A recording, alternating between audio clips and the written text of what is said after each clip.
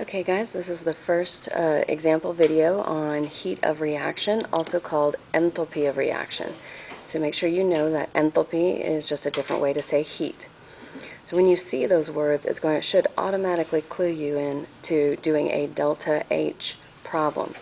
Remember that the delta H, or change in heat, we're going to take the products and we're going to subtract the reactants. Okay? So here we have our equation. We have hydrogen peroxide breaking down into water and oxygen. The first thing you want to do is to write down the heat of formation exactly under each term. So here's hydrogen peroxide, and if we go over to our chart here, we see that hydrogen peroxide is negative 187.8. So you go ahead and write that down.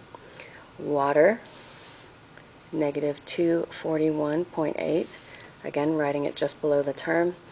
Oxygen is an element, so the heat of formation for that is going to be 0. So following our equation, the change in heat is going to be products first. So we take water and we multiply it by 2 because there is a coefficient of 2. And then we're going to add to that the 0 for the oxygen. Subtract the reactants. There's only one reactant. And again, we're going to take 2 times negative 187.8 because there's a coefficient of 2. After that, you just simplify. So delta H is going to be equal to 2 times negative 241. So we get negative 483.6 plus 0.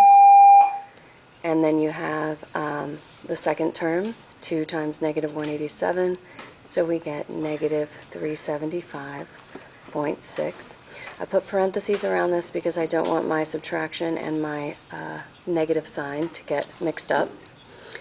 And then you simplify using your calculator, and so your delta H is going to be negative 108.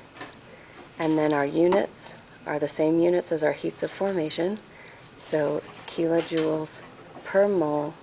Since it's negative, this is an exothermic reaction.